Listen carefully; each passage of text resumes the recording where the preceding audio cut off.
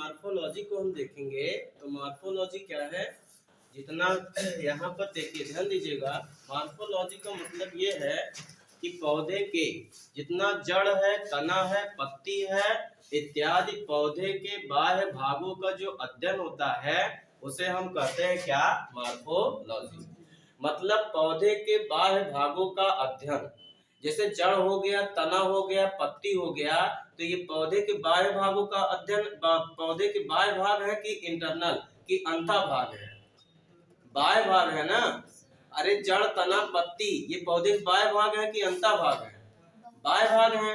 तो मतलब कहने का कि मॉर्फोलॉजी क्या है, जो है जड़, तना, पत्ती इत्यादि पौधे के बाह्य भागों का अध्ययन जो होता है मॉर्फोलॉजी कहलाता है।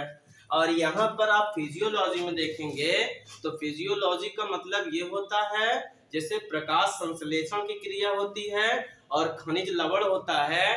प्रकाश संश्लेषण और खनिज लवण जैसी जैविक क्रियाएं जो होती है क्या कहलाती हैं, फिजियोलॉजी कहलाती हैं।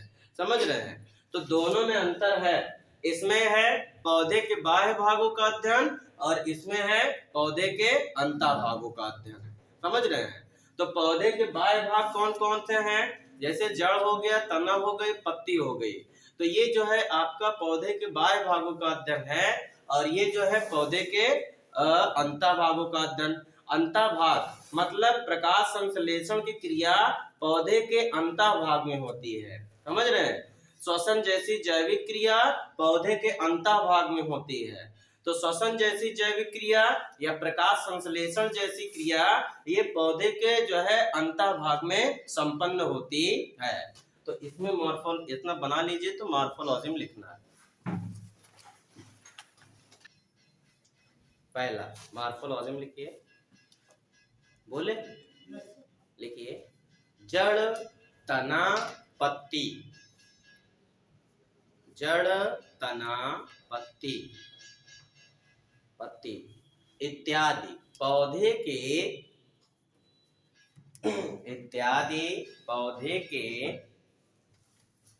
बाह्य भागों का अध्ययन,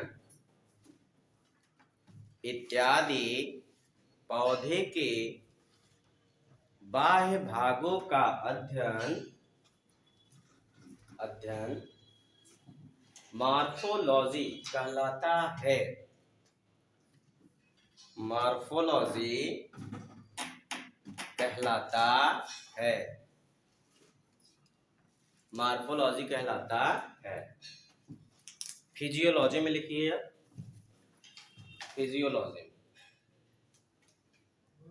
फिजियोलॉजी में लिखिए, प्रकाश संश्लेषण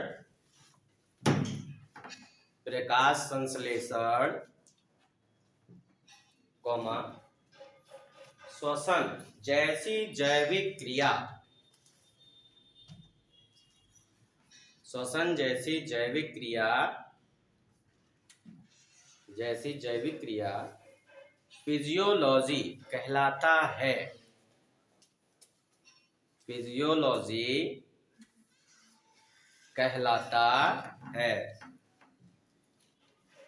फिजियोलॉजी कहलाता है। हो गया?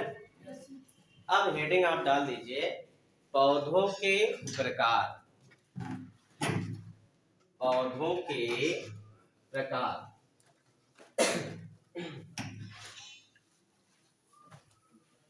पौधों के प्रकार।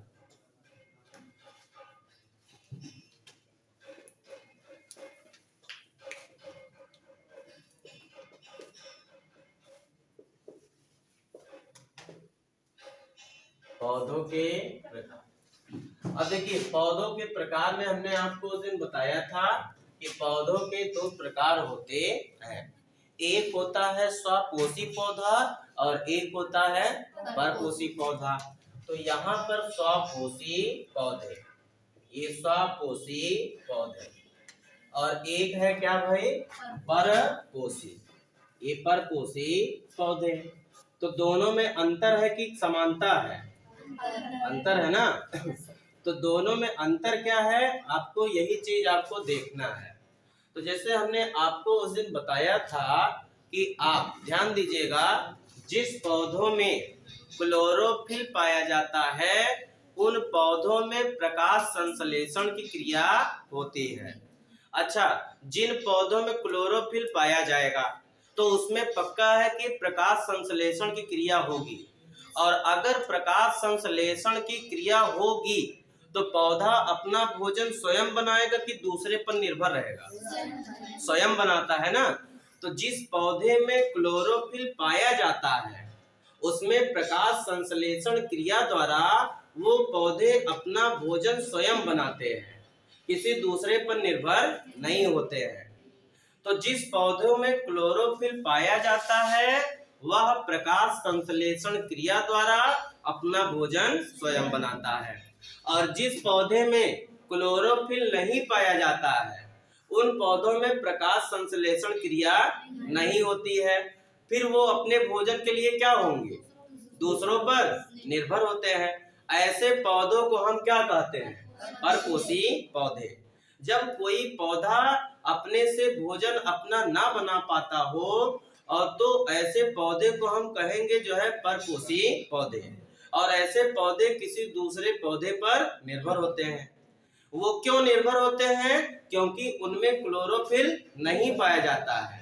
अगर क्लोरोफिल पाया जाएगा तो पक्का है कि प्रकाश संश्लेषण की क्रिया भी उसमें होगी, और अगर प्रकाश संश्लेषण की क्रिया उसमें होगी तो पक्का है कि वो भोजन अपना स्वयं बनाएगा, और ऐसे पौधे को हम कह देते हैं स्वपोषी पौधे। तो स्वपोषी में लिखिए, स्वपोषी में बोले लिखिए, स्वपोषी में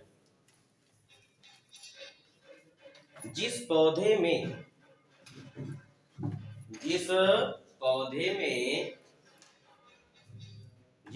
में क्लोरोफिल पाया जाता है, क्लोरोफिल पाया जाता है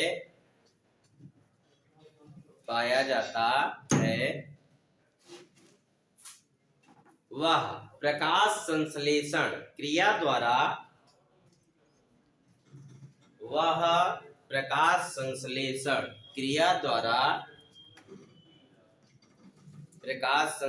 क्रिया द्वारा अपना भोजन स्वयं बनाते हैं, अपना भोजन स्वयं बनाते हैं।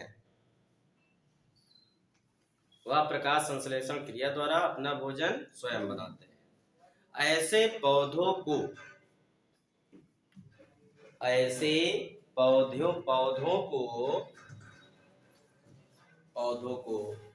स्वपोषी पौधे कहा जाता है। स्वपोषी पौधे कहा जाता है। हो गया। अगला आप लिखिए, अगला है परपोषी पौधे। परपोषी पौधे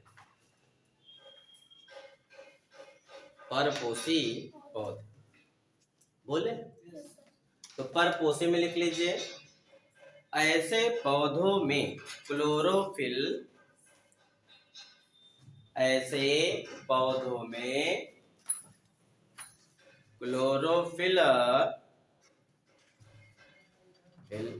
नहीं पाया जाता है। ऐसे पौधों में क्लोरोफिल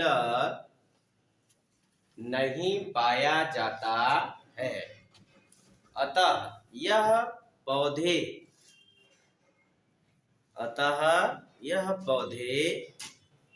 अपने भोजन के लिए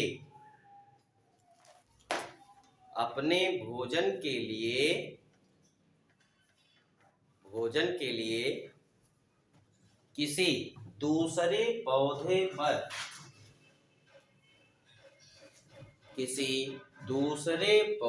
पर निर्भर होते हैं।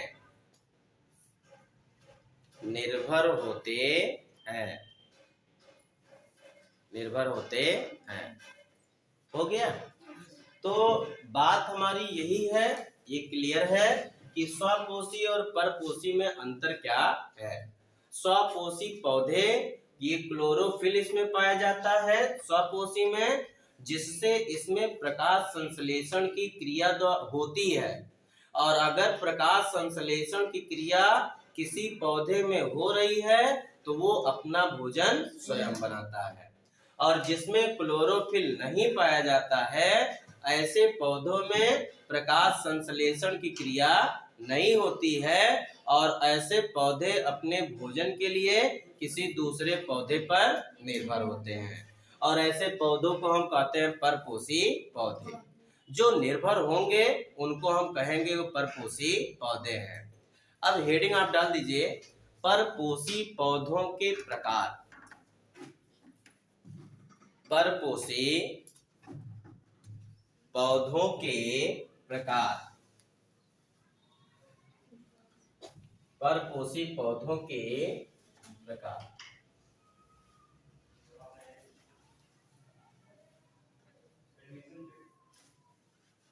हो गया। तो देखिए परपोषी पौधों के प्रकार।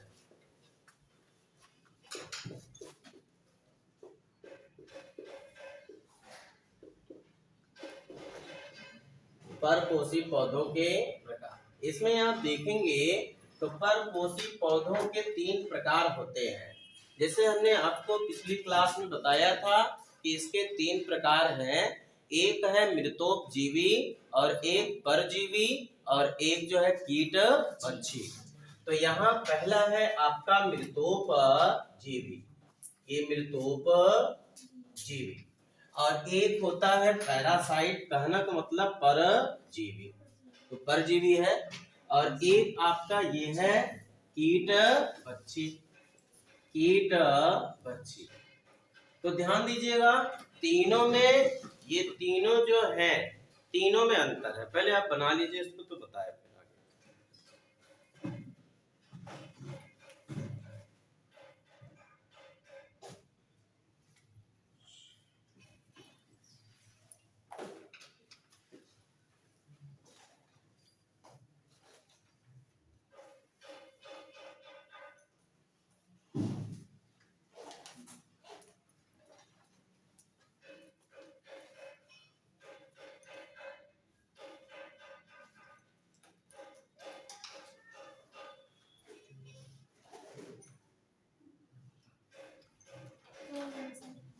हो गया।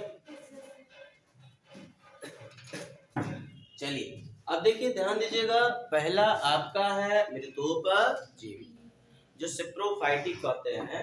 तो कहने का मतलब यहाँ पर यह है कि मृतोपजीवी पौधे क्या हैं। तो इसमें आप देखेंगे कि जो पौधे मतलब अपना भोजन सड़ी गली चीजों से प्राप्त करते हैं, ऐसे पौधों को हम कहते हैं मृतोपजीवी। समझ रहे हैं, ये पौधे अपना भोजन सड़ी गली चीजों से प्राप्त करते हैं। हम किसी चीज को फेंक दिए वो सड़ जाती है, तो उससे जो पौधे अपना भोजन प्राप्त करेंगे, सड़ी गली चीजों से अपना भोजन प्राप्त करेंगे, ऐसे पौधों को हम कहते हैं मृतोपजीवी। जैसे हमने आपको बताया था जो कवक होता है, फंगस, जो कवक होता है, मशरूम होता है, ये पूरा का पूरा क्या होते हैं, मृतोपजीवी होते हैं। ये अपना भोजन सड़ी गली चीजों से प्राप्त करते हैं, जिन्हें हम कहते हैं मृतोपजीवी। तो इसमें लिख लीजिए मृतोपजीवी। मृतोपजीवी में लिखिए, बोले लिखिए मृतोपजीवी में, यह अपना भोजन, यह अपना भोजन, अपना भोजन सड़ी गली चीजों से प्राप्त करते हैं, सड़ी गली चीजों से प्राप्त करते हैं। यह अपना भोजन सड़ी गली चीजों से प्राप्त करते हैं, जैसे कवक, कवक व मशरूम, मशरूम, कवक व मशरूम। हो गया। चलिए आगे चलते हैं। लिख लीजिए परजीवी। परजीवी में आप देखेंगे तो क्या है, ये अपना भोजन के लिए किसी दूसरे पर क्या होते हैं, निर्भर। परजीवी ऐसे जीव जो किसी पर निर्भर हो, ऐसे जीव को हम क्या कहेंगे, पौधों को क्या कहेंगे, परजीवी। तो लिख लीजिए, यह पौधे किसी दूसरे पौधे पर निर्भर होते हैं, निर्भर होते हैं, किसी दूसरे पौधों पर निर्भर होते हैं, निर्भर होते हैं। अब ध्यान दीजिएगा, इसमें हमने आपको बताया था कि परजीवी के दो प्रकार भी हैं। इसी में आते हैं परजीवी में, इसके दो प्रकार हैं। एक है, बताया था हमने आपको, क्या बताए थे, आंशिक जीवी। ये एक होता है आंशिक जीवी। आंशिक जीवी के लोकप्रिय उदाहरण क्या है, क्या बताए थे उस दिन। और एक बताए थे आपको पूर्ण परजीवी। एक बताए थे आपको पूर्ण परजीवी। तो ध्यान देना, यहाँ पर आंशिक जीवी में आप देखेंगे तो आंशिक जीवी का जो लोकप्रिय उदाहरण होता है, लोकप्रिय उदाहरण, जो लोकप्रिय उदाहरण होता है इसका होता है क्या, चंदन होता है। और इसका लोकप्रिय क्या उदाहरण क्या होता है, अमर बेल। ये लोकप्रिय उदाहरण, इसका लोकप्रिय उदाहरण आप देखेंगे तो इसका होता है अमर बेल। ये अमर बेल होता है। क्लियर है इतना? तो इतना आप बना लीजिए तो आगे बताएं।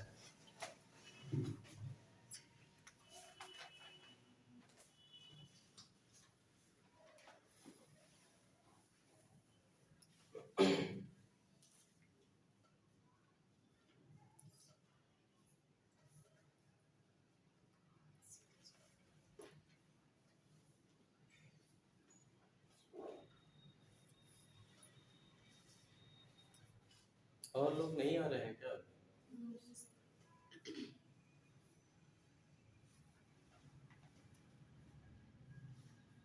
कितने लोग हो वैसे बायो से? बायो में कितने लोग?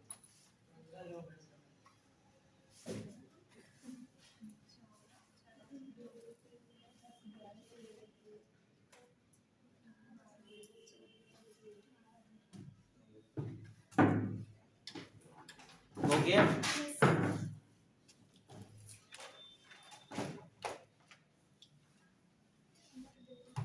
अमर बेल।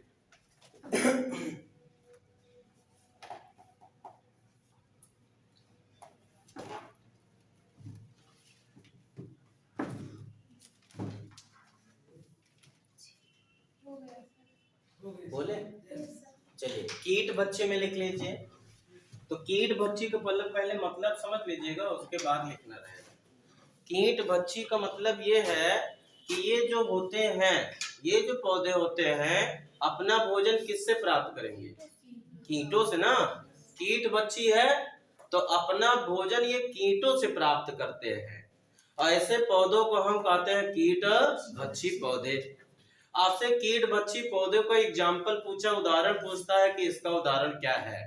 तो कीट भक्षी का मतलब ये होता है कि जो है यह अपना भोजन कीटों से प्राप्त करते हैं। तो इसका मतलब तो हमने समझ लिया, कीट भक्षी ये अपना भोजन कीटों से प्राप्त करेंगे। लेकिन कौन सा पौधा है जो कीटों से प्राप्त करता है? तो कीट भक्षी में आप एग्जाम्पल इसका देखेंगे, उदाहरण देखेंगे कीट भक्षी का, तो एक होता है क्या, ड्रोसेरा होता है, ये ड्रोसेरा होता है। एक होता है वीनस फ्लाई, ये वीनस फ्लाई होता है। और एक होता है क्या, नेपंथीज बताया था ना आपको, ये नेपंथीज होता है। नेपंथीज होता है। नेपंथीज के बारे में आपको बताया भी थे कि नेपंथीज का पौधा है, इसमें डाल लगी हुई है, तो ये इसी में एक गगरी नुमाकार रचना होती है। ये गगरी नुमाकार रचना रहेगी, इसके ऊपर से ढक्कन लगी होती है। जैसे ही कीट आता है, ये कीट जैसे ही आया यहाँ बैठा, तुरंत ढक्कन क्या होता है, बंद हो जाता है। तो ऐसे पौधों को कीट से अपना उनका भोजन मिल जाता है, इसीलिए ऐसे पौधों को हम कहते हैं कीट भक्षी पौधे। तो इसमें लिख लीजिए कीट भक्षी। लिखिए, यह अपना भोजन, यह अपना भोजन कीटों से प्राप्त करते हैं, कीटों से प्राप्त करते हैं, कीटों से प्राप्त करते हैं। जैसे ड्रोसेरा,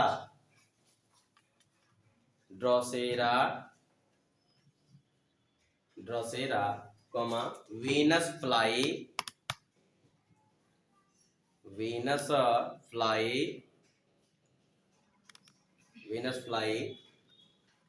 कॉमा नेपंथीज,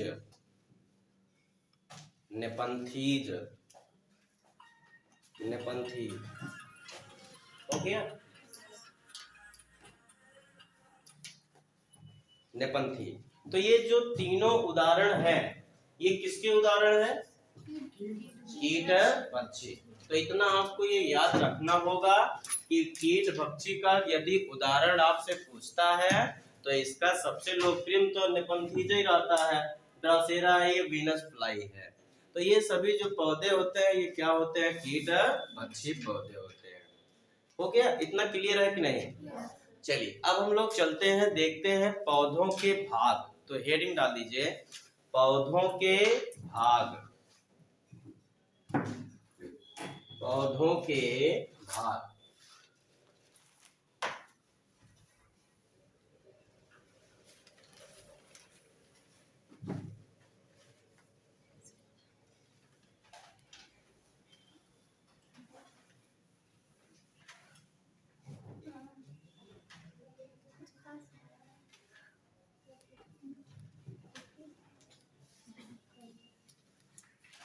हो गया।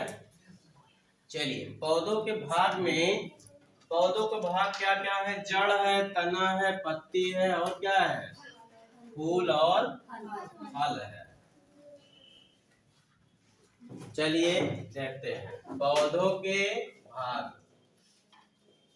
ये पौधों के भाग।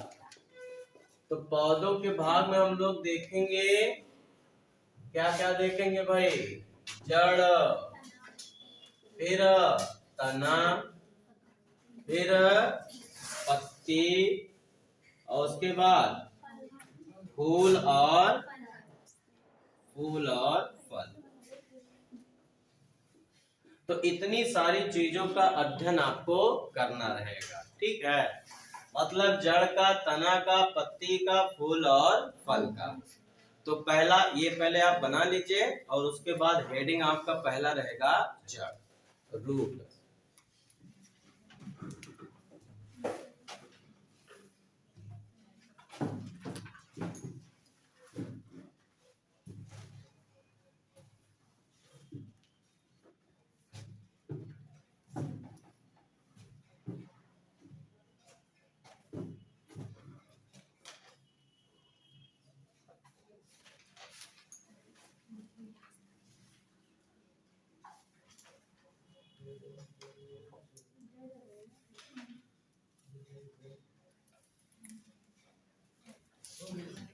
बना लिए हैं?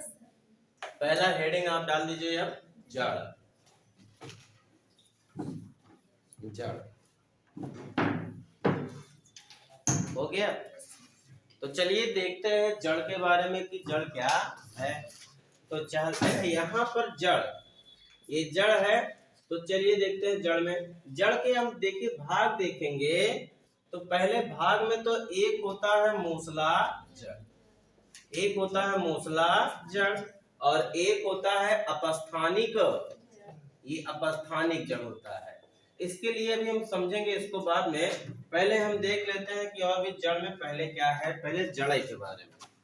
तो जड़ पौधे का वह भाग होता है जो मूलांकुर से निकलकर, जड़ पौधे का वह भाग होता है जो मूलांकुर से निकलकर पृथ्वी के गुरुत्व की गहराई की ओर चला जाता है। जड़ कहाँ जाएगा? क्या ऊपर जाएगा कि नीचे जाएगा? नीचे ना, पृथ्वी के गुरुत्व की गहराई की ओर जाएगा। तो जड़ जो होता है पौधे का वह भाग होता है जो मूलांकुर से निकलकर, अगर मान लेते हैं कि ये पौधा है, पौधे का ये जड़ है, तो जड़ जो है कहां से निकलता है? मूलांकुर से निकलता है। और तना कहां से निकलता है? तना प्रांकुर से निकलता है ना, ये प्रांकुर।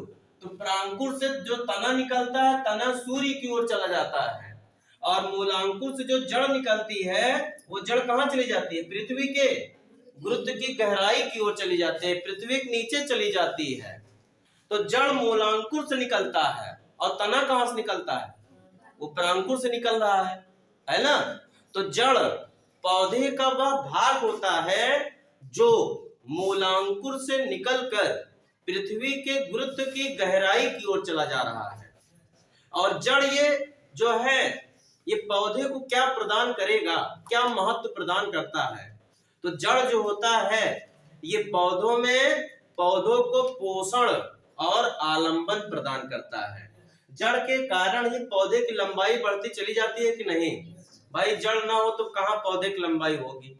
तो जड़ पौधे को आलंबन प्रदान करता है, साथ ही साथ पौधे को पोषण भी प्रदान करता है। अरे जड़ के कारण तो जल और खनिज लवण अवशोषित होते हैं। इसमें दो ऊतक परिवहन पाए जाते हैं, एक जाइलम होता है और एक फ्लोएम होता है। यही जाइलम और फ्लोएम के कारण ही जल और खनिज लवण का पहुंच पाना संभव होता है। समझ रहे हैं? तो ये माध्यम तो जड़ ही है, इसका जड़ के माध्यम से जा रहा है, माध्यम तो जड़ ही है। तो जड़ पोषण भी प्रदान करता है पौधों को, और जड़ जो होता है पौधे को लंबाई या आलंबन भी प्रदान करता है। और कहां से निकलता है? मूलांकुर से निकलता है। कहां जाता है? पृथ्वी के गुरुत्व की गहराई की ओर चला जाता है। लिखिए,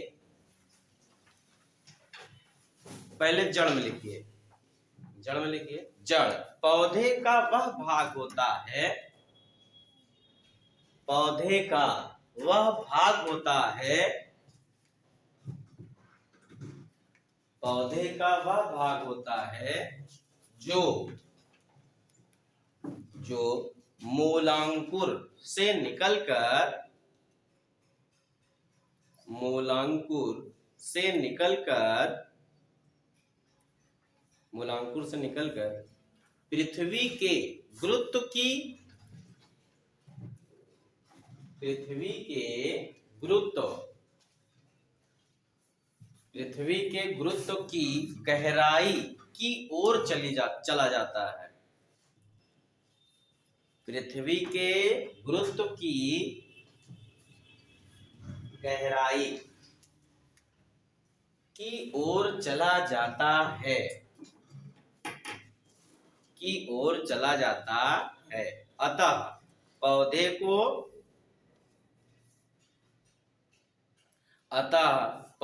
को आलंबन व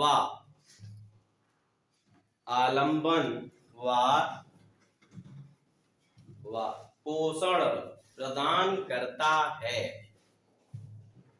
आलंबन व पोषण प्रदान करता है, आलंबन व पोषण प्रदान करता है। हो गया? चलिए अब हेडिंग डाल दीजिए आप, जड़ के प्रकार। जड़ के प्रकार, जड़ के प्रकार, जड़ के प्रकार। अब देखिए जड़ के प्रकार में आप देखेंगे कि जड़ का प्रकार क्या है। तो जड़ का प्रकार में एक है मूसला जड़ और एक क्या है? अपस्थानिक जड़। तो पहले आप इसको बना लीजिए, तो फिर एक एक करके देखेंगे कि क्या है।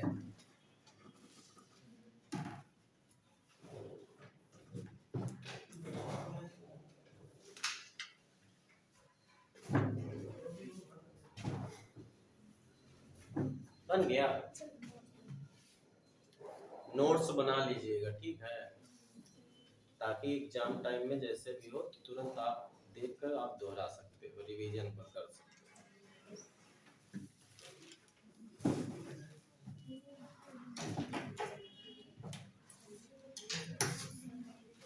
बोले अब लिखिए, हेडिंग डाल लीजिए आप, मूसला जड़। मूसला जड़, मूसला जड़। चलिए देखते हैं कि मूसला जड़ क्या है। तो मूसला जड़ के बारे में जैसे हमने आपको बताया था कि पिछली क्लास में कि मूसला जड़ क्या है। तो मूसला जड़ का मतलब ऐसी जड़ जो पृथ्वी के गुरुत्व की गहराई की ओर चली जाए, मतलब पृथ्वी के अंदर चली जाए, ऐसे जड़ को हम कहते हैं मूसला जड़। पृथ्वी के धरातल, पृथ्वी के ऊपर या पृथ्वी के सतह पर ना रहे, पृथ्वी के गुरुत्व की गहराई की ओर चली जाए, पृथ्वी के अंदर चली जाए, ऐसे जड़ को हम कहते हैं मूसला जड़। और जो जड़ पृथ्वी के धरातल पर ही फैल जाती है, पृथ्वी के धरातल पर ही फैल जाती है, पृथ्वी के गुरुत्व की गहराई की ओर नहीं जाती है, अंदर नहीं जाती है पृथ्वी के ऊपर ही, पृथ्वी के सतह पर ही फैल जाती है, ऐसे जड़ को हम कहते हैं क्या? अपस्थानिक जड़ कहते हैं। तो जो जड़ पृथ्वी के गुरुत्व की गहराई की ओर चली जाए, नीचे एकदम चली जाए, ऐसे जड़ को हम कहेंगे मूसला जड़। और जो जड़ पृथ्वी के सतह पर ही फैल जाती है, ऐसे जड़ को कहते हैं अपस्थानिक जड़। इसमें लिख लीजिए मूसला जड़, मूसला जड़। हेडिंग मूसला जड़ में लिखिए, यह जड़ पृथ्वी के, यह जड़ पृथ्वी के गुरुत्व की गहराई की ओर चली जाती है, पृथ्वी की गुरुत्व की, पृथ्वी की गुरुत्व की गहराई की ओर चली जाती है, गहराई की ओर चली जाती है। Full stop. अगला अपस्थानिक में लिखिए, एग्जाम्पल जैसे ये देख रहे हैं आप, पेड़ पौधे पूरा, जितना भी बड़े पौधे नहीं देख रहे हैं आप, पूरा पूरा सब है। अपस्थानिक में लिखिए, और आगे बताएंगे जितना जिसका जैसे रहेगा। अपस्थानिक में, यह जड़ पृथ्वी के, यह जड़ पृथ्वी के धरातल पर ही फैल जाती है, यह जड़ पृथ्वी के धरातल पर ही फैल जाती है, पर ही फैल जाती है। हो गया? अब हेडिंग डाल दीजिए आप, मूसला जड़ के प्रकार। मूसला, मूसला जड़ के प्रकार। तो मूसला जड़ के प्रकार में हम देखेंगे तो इसका 3 प्रकार है, समझ रहे हैं। एक है शंकुरूप, शंकुरूप है, और एक है तर्क रूप है, ये तर्क रूप है, और एक है कुंभी, कुंभी रूप है, ठीक है, ये कुंभी रूप। तो मूसला जड़ के प्रकार में बना लीजिएगा, एक है शंकुरूप, एक है तर्क रूप, और एक है कुंभी रूप। ये बना लीजिए तो बताएं।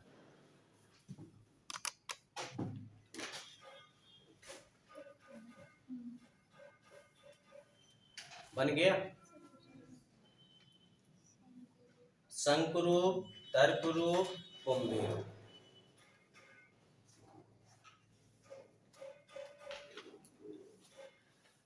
अच्छा, जैसे हमने पिछली क्लास में आपको बताया था कि शंकुरूप में क्या एग्जाम्पल इसका होगा, उदाहरण, तर्क में क्या होगा, और कुंभे में क्या होगा। शंकु के आकार का हो। समझ रहे हैं? तो शंकु में जैसे आप देखेंगे, शंकु का उदाहरण क्या, जैसे क्या, गाजर। और तर्क रूप में देखो, इसमें गाजर में, ये शंकु रूप में गाजर और मूली को एक समान नहीं रख सकते हैं, क्योंकि गाजर इस तरह से होती है, ऐसे होती है, लेकिन मूली जो होती है वो कैसी होती है, ये ऐसी होती है। तो अंतर हुआ ना दोनों में।